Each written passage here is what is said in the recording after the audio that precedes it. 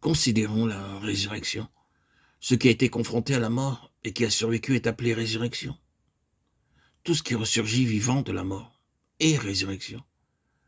La mort est venue dans l'homme lorsqu'il mangea le fruit de l'arbre de la connaissance du bien et du mal. Depuis lors, l'homme n'a jamais pu résister à la mort. Tous ceux qui ont été ensevelis dans les tombeaux n'en sont jamais revenus. Pour l'homme, la mort est un aller sans retour. Dans tout l'univers et parmi un nombre incalculable de personnes, il n'en s'en est trouvé qu'une seule qui, passant par la mort, en soit ressortie. Et cette personne, c'est notre Seigneur.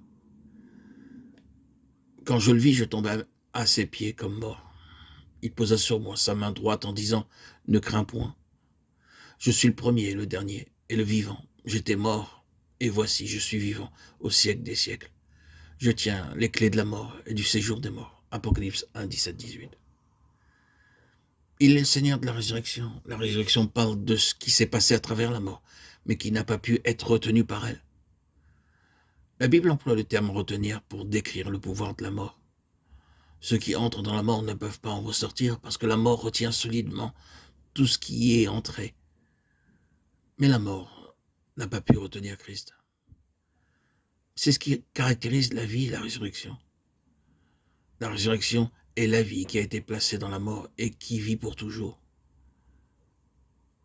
Jésus, notre Seigneur, est la vie parce qu'il est passé par la mort, étant entré dans le séjour des morts, le lieu le plus profond de la terre. Mais cependant, il en est sorti vivant pour toujours. La mort qui est appelée résurrection n'a pas pu le retenir dans son éternité. Il est sorti de la mort par la vie qui est en lui, qui est la résurrection. Cette vie qui porte les marques de la mort et qui cependant est toujours vie s'appelle résurrection.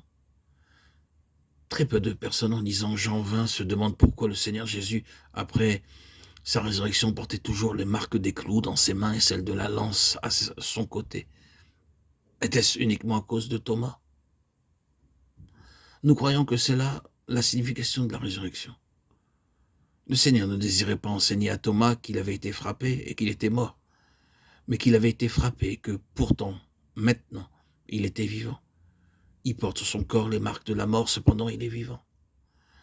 C'est ce qui s'appelle la résurrection. Cela devrait être aussi vrai pour nous. Il y a dans nos vies beaucoup de choses qui ne portent pas les marques de la mort. C'est pourquoi elles ne peuvent pas être qualifiées de résurrection. Ce n'est que ceux qui portent les marques de la mort et qui vit qui peut être appelé résurrection.